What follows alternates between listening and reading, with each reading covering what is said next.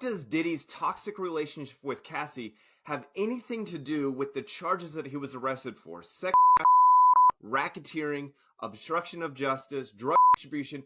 People want to know.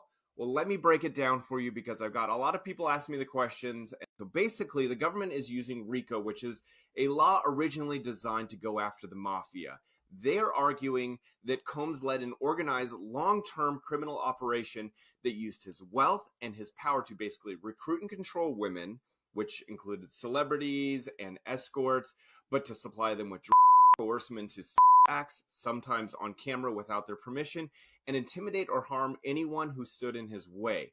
So basically the way that Cassie ties into this whole thing is the federal prosecutors are arguing that what happened to Cassie was not an isolated incident, but rather a representation of a wider pattern of controlling, recruiting. Cassie was really young at the time that he got involved with her professionally and romantically. And according to her and multiple witnesses, he allegedly used drugs and financial control to keep her dependent on him. But that wasn't an isolated thing, that this happened with numerous people over a long period of time. And so that is how the prosecution is trying to set this up to the jury, is that he was a bad guy.